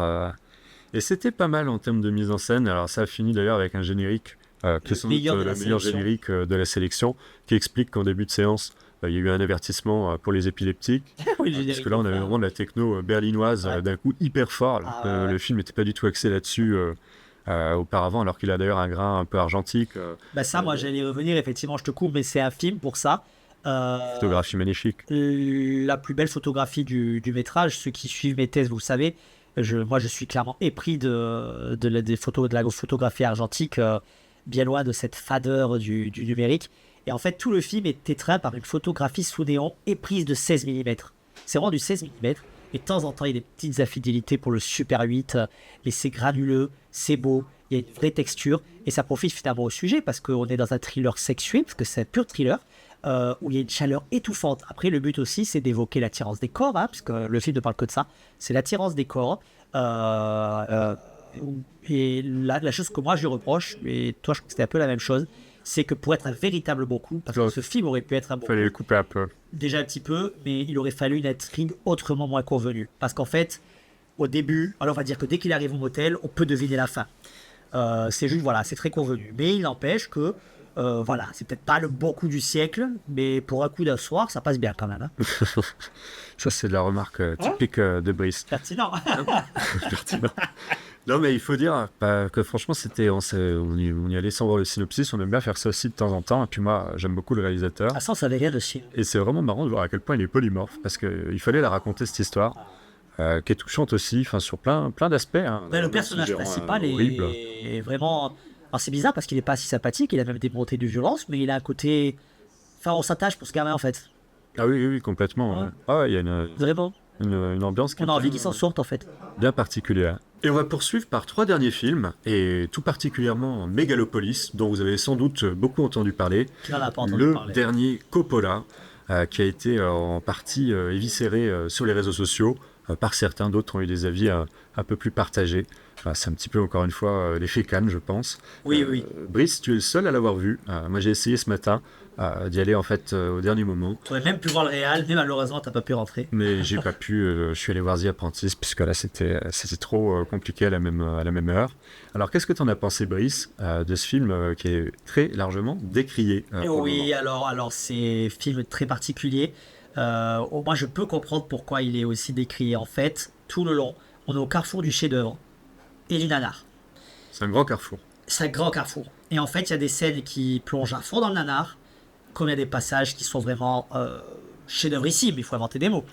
Et en fait, c'est vrai que c'est étrange parce qu'on est dans une audacieuse et très expérimentale épopée babylonienne, voilà, qui en fait nous ramène presque à la romantique avec toute sa décadence. Et elle fricote en même temps avec une fable futuriste adepte de soap opéra. Parce que les, tout ce qui est lié à la romance et tout, on est vraiment dans le soap opéra pur. Et quand je m'étais amusé à dire, on est vraiment dans un péplum post-moderne. Il y a même une course de chars, c'est pour vous dire, mais qui C'est se le passe. Ben Hur 2024. Ouais, mais voilà, mais sauce Coppola. ça se passe dans le futur. Il y a des visions fulgurantes, assez incroyables, mais qui sont vraiment pas toujours du meilleur goût. Un de nos confrères a dit à raison que les visions faisaient penser au meilleur de la SF des années 90. C'est exactement ça, sauf qu'on est en 2020 passé. Et qu'est-ce qui fait penser au nanar alors? Ok. Non, mais juste plein de scènes, en fait, font vraiment la façon de parler, ce que racontent les scènes, même dans la mise en scène, plusieurs fois, on est vraiment dans le nanar. Après, c'est dur à expliquer parce que je peux pas forcément spoiler. J'ai parlé au festival avec certaines personnes qui avaient tendance à dire aussi les morts de certains personnages a été ridicule. Style, je ne sais pas, mais je l'ai pas En vu. fait, moi, comment je l'ai vu le film, c'est qu'on est dans du péplum, comme je dis, postmoderne. Pourquoi? Parce que ça montre le péplum avec les réseaux sociaux d'aujourd'hui, avec toute l'exagération, la mise en avant de soi-même et tout ça que cela peut comporter. Et c'est quand même une œuvre radicale aussi parce qu'elle est inclassable et proprement démesurée dans tout ce qu'elle entreprend. C'est des décors grandioses, des sentiments, comme je dis, de soap opéra, mais mode XXL, exagéré, des grands discours des fois un peu pompeux, mais ça passe parce que Coppola a vraiment une foi incroyable en son film. C'est le film d'une vie, d'une carrière, hein. Il a mis des années et des années à pouvoir le mettre en place. Puisque je crois, je vais dire une bêtise, mais qu'il a eu l'idée de ce film il y a plus de 20 ans, 30 ans en arrière. D'après moi, c'est un film qui gagnera ses lettres de noblesse dans les années à venir. Un peu comme avait fait Southland Tales, qui est aussi un film que j'adore. Je dis pas forcément que j'adore Megalopolis, c'est que je le revois, mais j'ai quand même beaucoup aimé. Southland Tales avait été défoncé au Festival de Cannes, dans une version d'ailleurs qu'on ne connaît pas. Moi, je n'ai pas vu la version cannoise, j'ai vu la version qui était sortie je support physique. Un grand film malade, mais un film assez merveilleux à étudier. Et Megalopolis, c'est la même chose, parce que Megalopolis, en fait, quand on parlait par exemple de visions fulgurantes, ce sont des visions qui sont très proches de la rêverie, de cette espèce de futur où on ne ferait qu'avec la nature. Donc il y a un petit côté un peu New Age, peut-être un peu là, le côté un petit peu nanar que je demandais tout à l'heure, mais qui n'est pas évident à l'expliquer. Même dans la façon de jouer les personnages, des fois ils sont vraiment dans le nanar. Ils sont dans l'excès. Ouais, mais on est dans une décadence finalement un peu babylonienne, comme je disais. Donc c'est volontaire. Moi, ça me choquerait pas de voir ça finalement dans la romantique. Et parce que finalement, le film montre quoi? Il montre Megalopolis, qui est en fait un Rome 2.0, qui est la nouvelle New York City. Et donc ça parle énormément, bien évidemment, des États-Unis et de l'évolution du monde en général. Et ce que j'ai vraiment aimé dans ce film, c'est qu'en fait, c'est très naïf hein, aussi, parce que là, on sent le vieillard. Attention, avec tout le respect que j'ai pour Francis Ford Coppola, mais c'est un peu le côté. Le vieillard. Non, mais c'est pas être méchant justement. Papy en fait, Coppola, comme tu l'appelais tout à l'heure. Papy Coppola, ouais. En fait, Papy Coppola, en vieillissant, je pense comme tous, on redevient naïf sur certaines choses, comme quand on est enfant. Mais en vrai, moi, je trouve ça beau et assez touchant. En fait, le film raconte aussi, c'est plus qu'en sous-texte, c'est vraiment le thème du film, que la puissance de l'art et les passions amoureuses font naître une humanité meilleure. Et en fait, tout le film raconte ça, avec une énorme notion vis-à-vis du temps aussi, mais ça, j'en dirai pas plus. Souvent, les cinéastes, justement, qui vieillissent, parlent beaucoup du rapport au temps, ce qui est normal. Mais là, j'en dirai pas plus parce que c'est vraiment gâcher la surprise de tout ce qui est lié à ça. Mais voilà, film vraiment à voir, parce que vous l'aimiez ou que vous le détestiez, ce ne sera jamais une mauvaise expérience en salle. Jamais. C'est une vraie proposition de ciné. Et je vous engage vraiment à aller le voir, surtout que nous, on a un distributeur en France. Il est apparemment prévu pour une sortie en fin d'année, à ce que j'ai compris, vers le mois de novembre. Des bruits de couloir canois. Et il faut savoir qu'il a trouvé acheteur dans toute l'Europe, dans certains pays d'Amérique du Sud et en Asie. Mais Megalopolis n'a toujours pas de distributeur aux États-Unis. Et je ne suis absolument pas étonné, vu ce que ça raconte de la décadence du pays. Puisque le film est clairement une grosse attaque aussi contre Trump. Ça veut dire qu'ils sont un peu frileux, nos amis américains. Ah oui, oui, oui. Ce serait fort étonnant. Ah ouais, fort étonnant, dis donc. Et on va également poursuivre par deux films que toi tu avais remarqués, deux propositions françaises. Ouais, les Donc, deux grosses productions de l'année qui ne font, à mon populaires. avis, dans le bon sens du terme, hein, voilà. On va commencer peut-être par le L'amour film à ouf. aller voir à tout prix. Non, je finirai par l'amour ouf. Le film à voir à tout prix, c'est Le Comte de Monte-Cristo. Pathé a ambitionné de faire depuis quelques années le Dumas Cinematic Universe, on va l'appeler comme ça, mais c'est rigolo, de produire des adaptations luxueuses, parce que luxe c'est le mot, des œuvres de Dumas. Ça avait commencé avec le diptyque Les Trois Mousquetaires, qui n'était pas sans défaut, mais que je trouvais courageux dans son retour moderne au film de Cap et d'épée. Mais entre le diptyque Les Trois Mousquetaires et le Comte de Monte-Cristo, il y a 10 coudées au-dessus. Le Comte de Monte-Cristo, c'est vraiment du grand divertissement populaire. Tout n'est que grandiosité, dans le sens grandiose. C'est grandiose dans la reconstitution, c'est grandiose dans la mise en scène, c'est grandiose dans les sentiments, c'est grandiose dans tout. Ça fait un peu dans l'exagération facile, mais je vous assure que c'est vrai. La salle était en feu à la fin de la projection. Il y a eu une énorme standing ovation.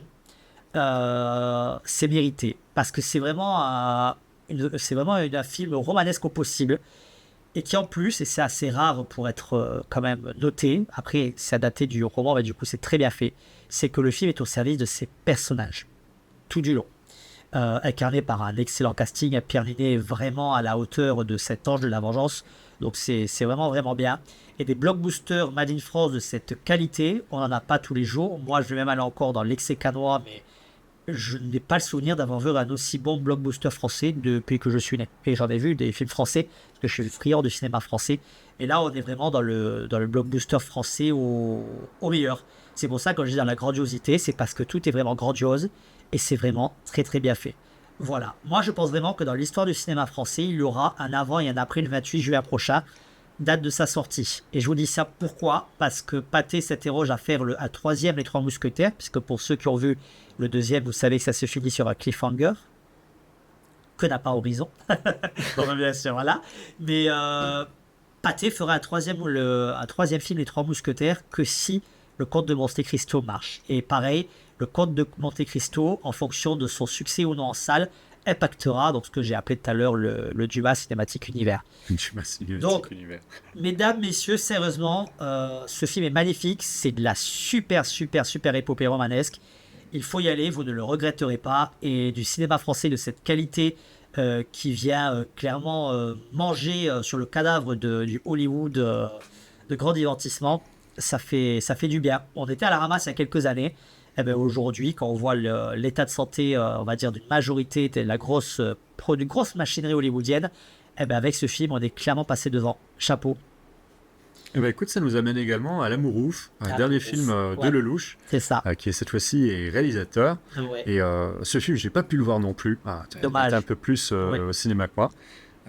Qu'est-ce que tu en as pensé? Parce que j'ai vu que certaines personnes étaient un peu divisées. C'est normal. C'est un film kamikaze. C'est un film kamikaze qui donne envie d'aimer plus que tout, car le reste n'est rien, comme le rappellera le film à la toute fin. Voilà, tout à l'heure, je l'ai déjà dit, j'ai parlé, je sais plus pour quel film, j'ai dit que tout était XXL. Eh ben, c'était rien par rapport à l'amour ouf, la violence, il est XXL. Les grands sentiments, ils sont XXL. Les genres, ils sont XXL. Parce qu'en fait, ce film est peut-être, c'est même contre son propre bien, il est profondément épris de cinéma. Il y a du cinéma dans ses veines, tout le temps, à la moindre seconde, certainement trop. Le louche s'amuse de jeux de caméra assez dingues. Alors pendant le premier quart d'heure, on est soufflé parce qu'il y a des plans de caméra assez incroyables. On se dit, mais où est-ce qu'il est allé les pêcher? Sauf que c'est vraiment sur 3 heures de métrage et qu'au bout d'un moment, bon, un peu trop d'excès d'amour de cinéma joue Tu le contre lui. cinéma, ouais. Mais d'un autre côté, c'est ce que je disais, c'est ce qui fait que ça ne plaira pas en fait à beaucoup parce que c'est un film qui vraiment part des fois un peu trop dans tous les sens, qui n'est pas canalisé. Je pense que le réal est comme ça.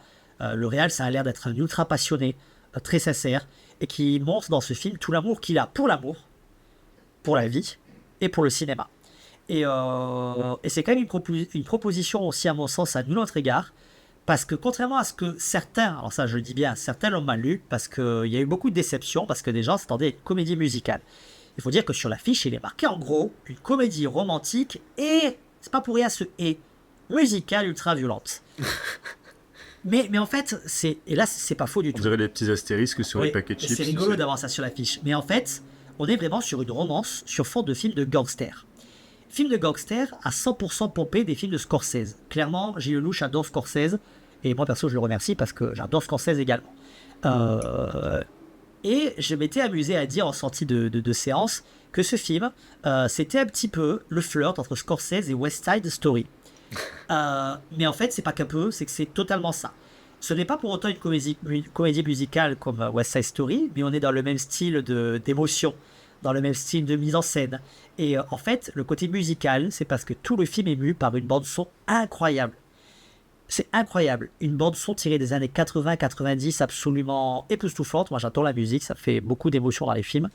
Et en fait, voilà, ce film est drogué à la bonne musique.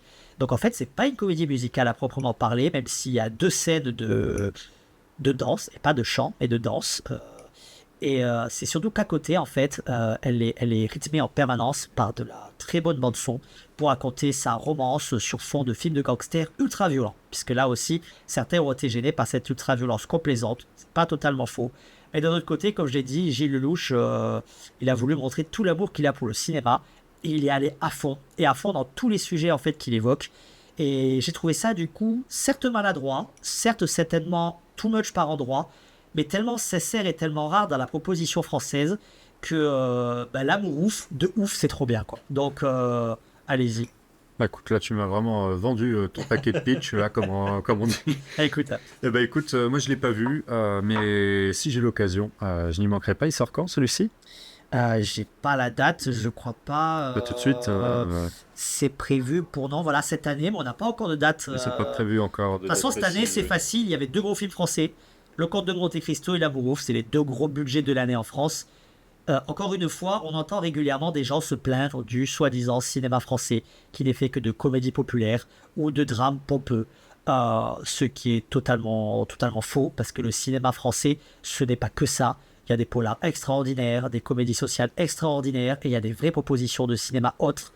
Encore une fois, déplacez-vous parce que vous n'allez pas après vous plaindre d'avoir que ce style de cinéma. Si vous vous déplacez pas voir du KPP, si vous vous déplacez pas voir du Scorsese croisé avec du West Side Story à la française, voilà. Donc ne vous plaignez pas si vous vous déplacez films de pas. genre qui Oui, permettent des aussi films de genre, ça qu'on a déjà parlé, voilà. Coralie Farja ou même encore d'autres réalisatrices l'ont montré depuis quelques années, réalisateurs. Le cinéma de genre français arrive vraiment, je trouve, on a atteint un bon rythme de production et c'est qualitatif. Donc voilà, arrêtez de critiquer le cinéma français, allez-y, il vous le rendra bien et c'est comme ça qu'on aura de la bonne production en retour. En tout cas, on en aura déjà un petit peu plus, effectivement, que les vieilles publicités qu'on voit sur les arrêts de bus. Alors, en tout cas, on va avoir tout un paquet de critiques que vous allez retrouver sur le site, puisqu'on a également toute la partie écrite. On va essayer un petit peu d'approfondir ça. Parce qu'on n'a pas parlé de tout, bien évidemment. Voilà, donc vous aurez déjà les films dont on a parlé ici, et d'autres qu'on a pu voir. On vous invite également à lire le récapitulatif total du festival, où vous aurez plein de petits aperçus déjà de tout ce qu'on a vu. Ouais, dans la pré-séance. Et évidemment, de nous soutenir. N'hésitez pas à partager ou à commenter si vous avez vu ces films ou si vous avez des questions. N'hésitez pas. Et puis, écoutez, on se retrouve bientôt sur Mac pour de nouvelles vidéos et interviews. Allez, à bientôt les amis. Ciao!